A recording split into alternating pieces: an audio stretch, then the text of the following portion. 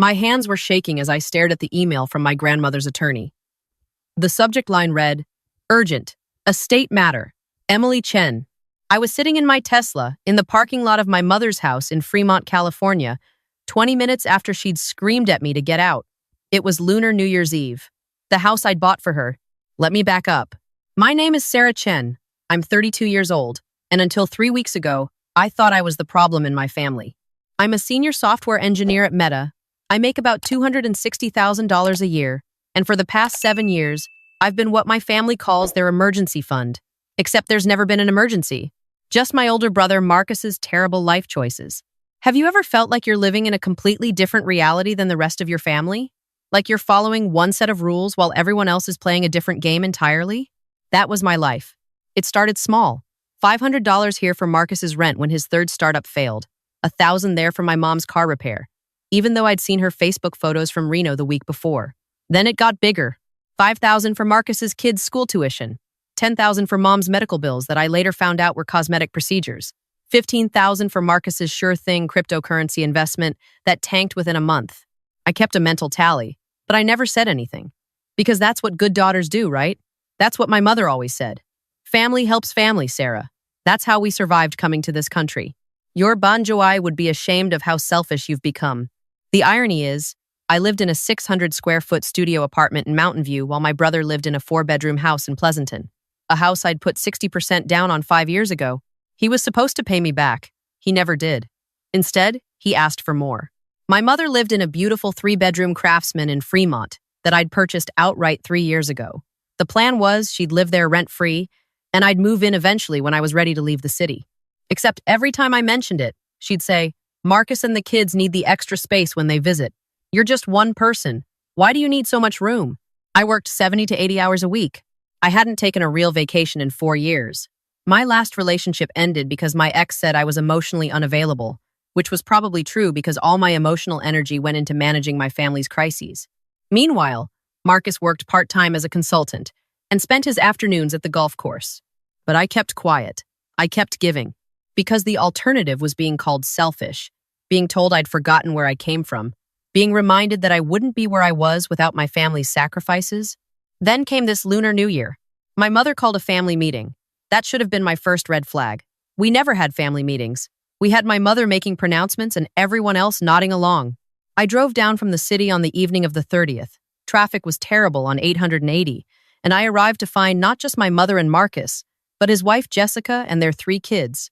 Everyone was dressed nicely. There were my mom's traditional Lunar New Year decorations everywhere, the smell of her special braised pork belly in the air. It felt wrong, too formal, too staged. We sat down for dinner, and the conversation was aggressively normal. How was work? How was the weather in the city? Had I been eating enough? I waited for the other shoe to drop. It dropped during dessert. Marcus cleared his throat. "Sarah, we wanted to talk to you about an opportunity." I set down my spoon. "Here we go. I've been working on a new business venture," he continued. "It's a premium car detailing service, but we're using eco-friendly products and targeting the luxury market. Tesla owners, Porsche owners. You know, the demographics are perfect. The Bay Area is the ideal market." I nodded slowly. "Okay, I need $500,000 to get it off the ground. The business plan is solid.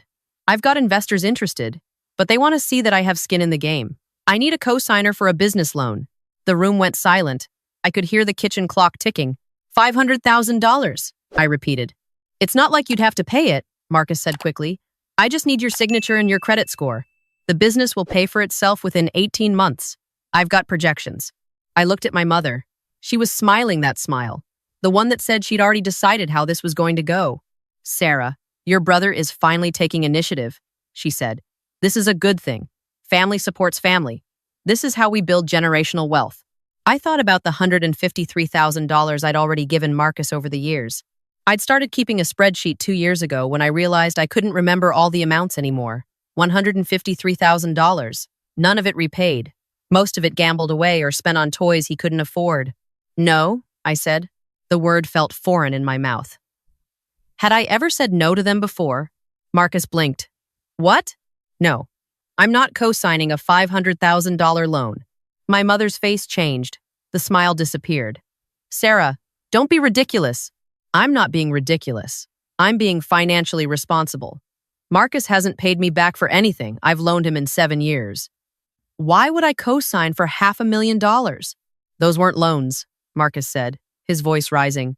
That was family helping family. You make bank at Meta, Sarah. You can afford it. Whether I can afford it isn't the point. Then what is the point? My mother demanded. That you're too selfish to help your own brother? That you've forgotten your family now that you make good money? Jessica jumped in. Think about Marcus's kids. Sarah, this business could change their lives, set them up for success. I looked at Marcus's 3 children, 8, 6, and 4 years old, playing on their iPads in the corner. The iPads I'd bought them for Christmas, while I'd given myself a $50 budget at Target. I'm not doing this, I said, standing up. I'm sorry, but no. My mother stood up too. Her face was red. Your butt, Hugh. Do you know what that means? You are an ungrateful, disrespectful daughter. Your bana goai would be so ashamed of you. That word, but heo, unfilial, the worst thing you could call a Vietnamese child.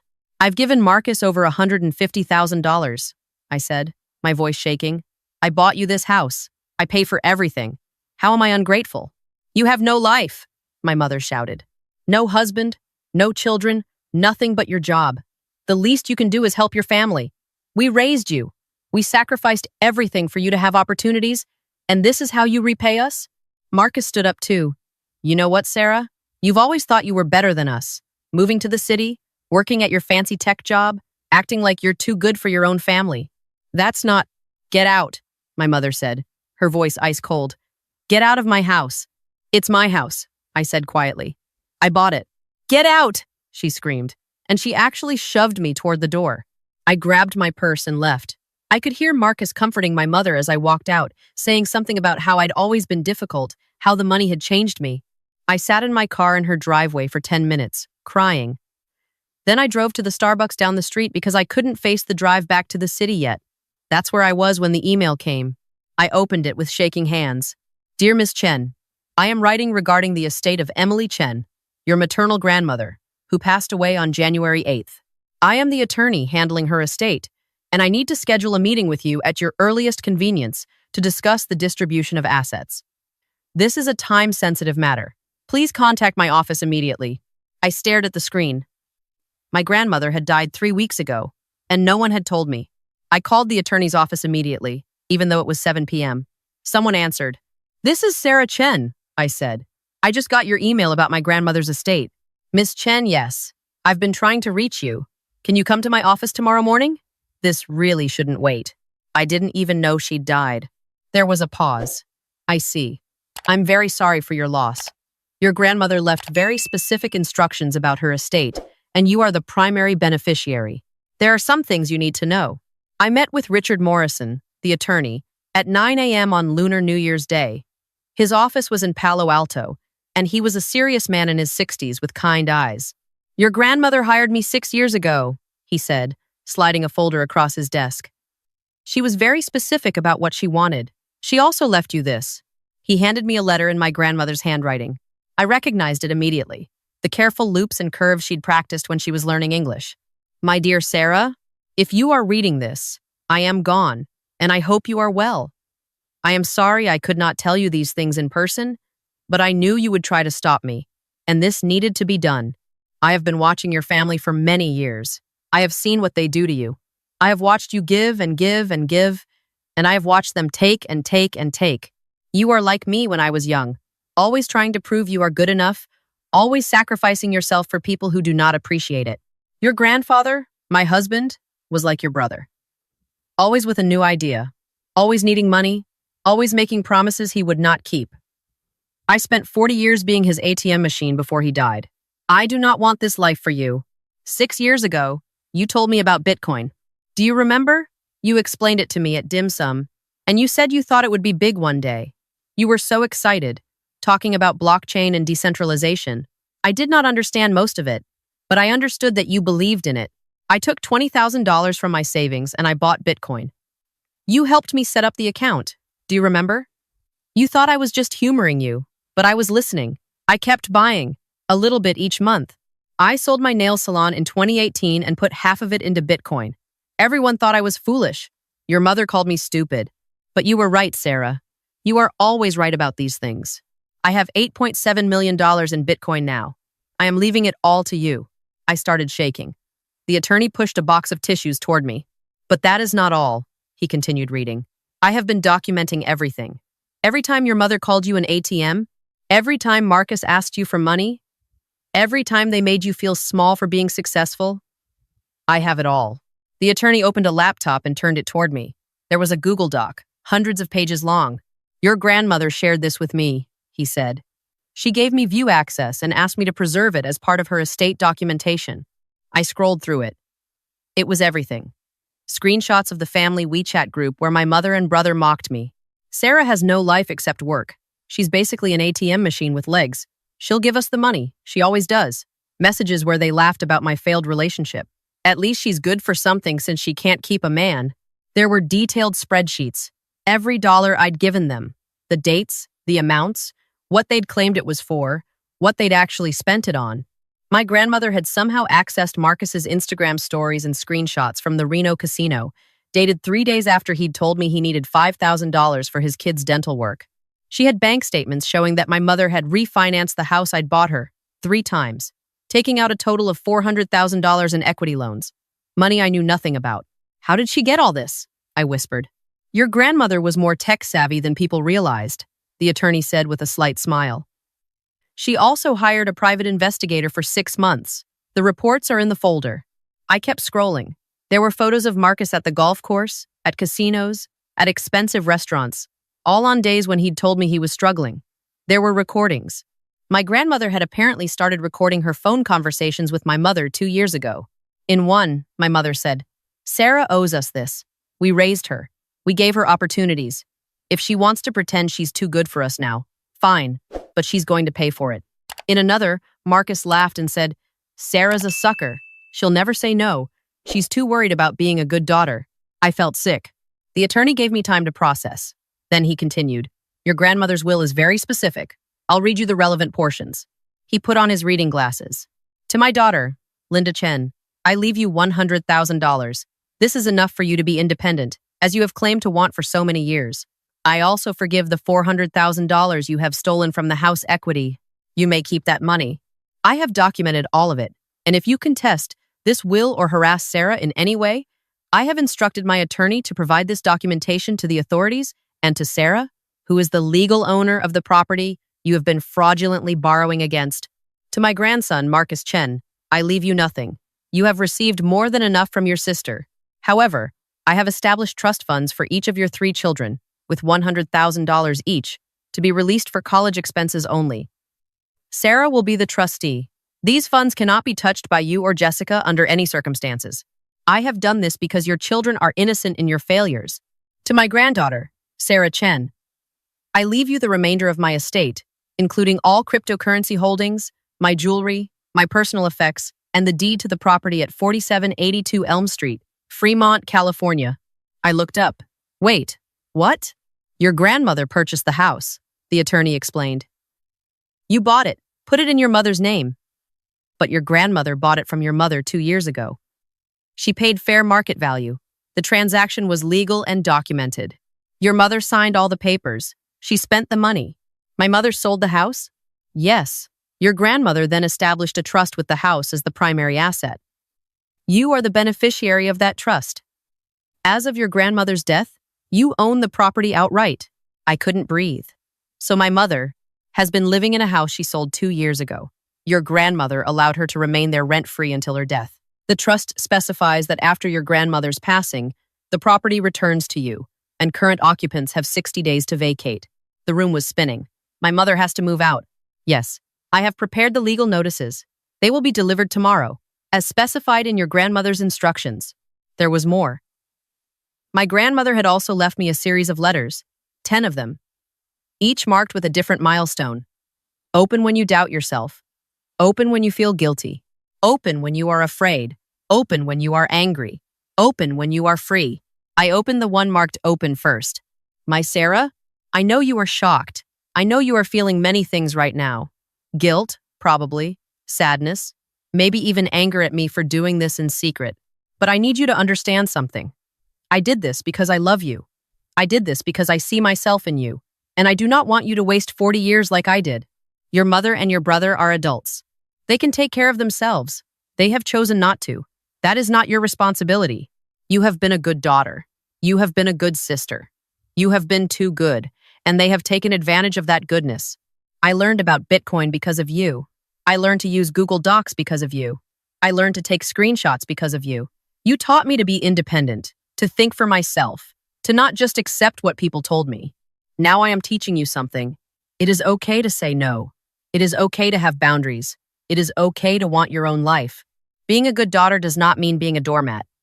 Hey you thou does not mean letting people abuse you. You are brilliant, Sarah. You are kind. You are strong. You deserve a life that is yours, not one spent managing other people's chaos. Be free, my darling girl. That is what I want for you. You're bang white.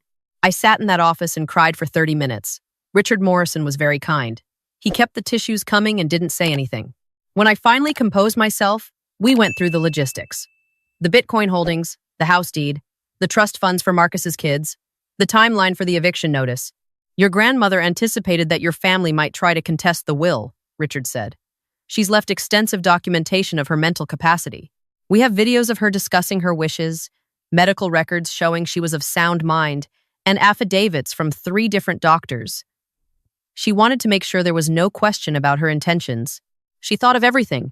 She spent 6 years preparing this. She wanted to make sure you were protected. I drove to my mother's house that afternoon. I didn't call ahead. I just showed up. My mother answered the door, and for a moment, I saw surprise on her face. Then her expression hardened. What do you want? I want to talk. We have nothing to talk about. You made your choice last night. Did you know Ba and Wai died? I asked. Something flickered in her eyes. Of course I knew. I'm her daughter. When were you going to tell me? Why should I? You don't care about family. I took a breath. Bang Wai left me her estate. My mother's face went pale. What? She left me everything. Her Bitcoin portfolio is worth $8.7 million. She also left me the house. That's not possible. This house is mine. No, it's not. You sold it to Ba Nguai 2 years ago. I have the paperwork. You have 60 days to move out. I watched her process this. The color drained from her face completely. You're lying, she whispered. I pulled out my phone and showed her the email from the attorney. I'm not lying. Ba Nguai documented everything. Every time you and Marcus took money from me. Every time you called me selfish. Every time you said she'd be ashamed of me. She was ashamed of you. My mother grabbed for my phone, but I pulled it away. She left you $100,000, I continued. She said it was enough for you to be independent. She also forgave the $400,000 you stole from the house equity. I didn't steal. You refinanced a house I bought, without telling me, 3 times. You took out $400,000? Where did that money go, Mom? She couldn't answer. Marcus appeared behind her. What's going on?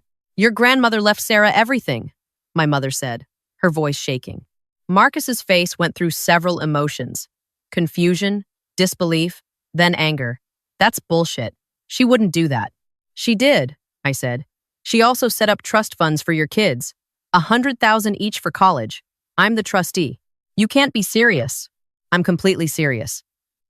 Ba Nguai spent 6 years documenting everything. She has screenshots of you laughing about how I'm a sucker who'll never say no. She has photos of you at the casino the day you told me you needed money for your kids' dental work. She hired a private investigator, Marcus. She has everything. The color drained from his face, too. You need to leave, my mother said. Get out of my house. It's my house, I said. And this time, it was true. You need to leave. You have 60 days. The eviction notice will be delivered tomorrow. I turned and walked back to my car. I could hear my mother screaming behind me. Something about how cruel I was. How I'd turned Ba Nguai against them. How I'd manipulated a sick old woman. But Ba Nguai wasn't sick. She was sharp as a tack until the day she died. The attorney had shown me the videos. She'd been very clear about what she wanted and why. Over the next few days, I received approximately 47 phone calls and 132 text messages from my mother and Marcus. I didn't answer any of them. They ranged from apologies to threats to guilt trips to attempts at negotiation. Jessica left me a voicemail crying about the kids, about how could I do this to innocent children. I almost felt bad until I remembered that I'd set up trust funds for those kids that would pay for their entire college education, which was more than their father had ever done. Marcus tried to get his friends to contact me. One of them actually told me I was being cruel and that family was supposed to forgive. I asked him if he'd co-sign a $500,000 loan for someone who'd never paid him back. He stopped responding. My mother showed up at my apartment in Mountain View. I didn't let her in. She stood outside my door for an hour, alternating between crying and yelling. My neighbors called the police. She left before they arrived. She tried to sue. She claimed elder abuse, said that Ba Nguai hadn't been in her right mind, that I'd manipulated her. Richard Morrison sent her the documentation, videos of Ba Nguai explaining her choices in clear, coherent detail. Medical records, affidavits. The case was dismissed within 2 weeks. Marcus tried to contact me at work.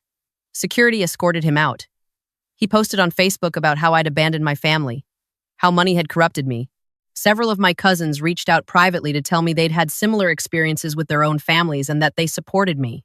60 days later, my mother and Marcus moved out of the house. They took everything that wasn't nailed down, including light fixtures and cabinet hardware. It didn't matter. I hired contractors to renovate the whole place anyway. I quit my job at Meta. I didn't need the money anymore, and honestly, I was tired. Tired of the long hours, tired of the pressure, tired of building products I didn't care about. I'd been doing it to make enough money to keep my family happy. I didn't need to do that anymore. I spent 3 months traveling. Vietnam, Japan, Thailand, Portugal, Italy. I stayed in nice hotels. I ate at good restaurants. I didn't check my email. I didn't answer calls from unknown numbers.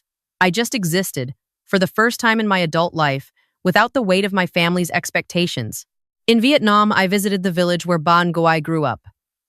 I met distant relatives who told me stories about her, about how stubborn she was, how determined. One of her old friends told me that Ba Nguai had always said she married the wrong man, that she'd wasted her best years on someone who didn't deserve her. She didn't want that for you, the woman said in Vietnamese. She talked about you all the time. She was so proud of you. When I came back to the States, I started a nonprofit, Financial Literacy and Empowerment for First-Generation Asian American Women, teaching them about investing, about boundaries, about the difference between cultural respect and allowing yourself to be exploited. I use the house in Fremont as the headquarters. Every time I walk through those doors, I think about Ba Nguai and how she spent 6 years carefully, quietly, setting me free. I still get emails sometimes from my mother. I don't read them. Marcus tried to add me on LinkedIn last month with a message about letting bygones be bygones. I didn't accept, but I do send birthday cards to Marcus's kids. I write them letters about their grandmother, about what a remarkable woman she was. When they turn 18, they'll each get access to their trust funds, and they'll also get a letter from Ba Nguai that she wrote for each of them. I don't know what the letters say, but knowing her, they'll be exactly what those kids need to hear. 6 months after Ba Nguai's death, I was organizing her things and found one more letter. It wasn't marked with any specific instruction, just my name on the envelope. My dearest Sarah, if you are reading this, you have been free for a while now. I hope you are happy. I hope you are living the life you deserve. I want to tell you about the day I bought my first Bitcoin. You had explained it to me at dim sum. Do you remember? You were so passionate, so certain. You said it was the future. You said it was about financial freedom, about not being controlled by traditional systems. I thought about my life, about how I had always been controlled, by my husband, by expectations, by fear. I thought about you, working so hard, giving so much, and I saw the same pattern starting. So I bought Bitcoin, not because I understood it fully, but because you believed in it, and I believed in you, and because I wanted to do something different, something that wasn't about sacrifice or duty or tradition, something that was about the future. Every time I bought more, I thought about you. I thought about the life I wanted you to have, freedom, choice, the ability to say no. I learned so many things in my last years, Sarah. I learned about technology. I learned about investing. I learned about private investigators and Google Docs and how to screenshot conversations. But the most important thing I learned was this. It is never too late to change your life. It is never too late to choose yourself. I was 73 years old when I bought my first Bitcoin. I was 79 when I died. Those 6 years were the freest of my life. Now you are free too. Don't waste it. Don't let guilt pull you back.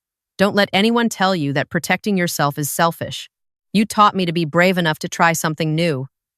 I am teaching you to be brave enough to live for yourself.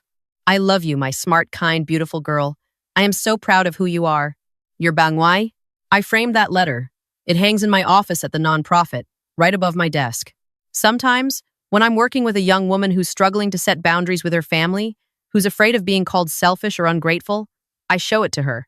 I tell her about Ba Nguai, who spent 40 years sacrificing herself, who woke up at 73 and decided it wasn't too late to change, who learned about Bitcoin and Google Docs and private investigators because she wanted to protect her granddaughter from making the same mistakes.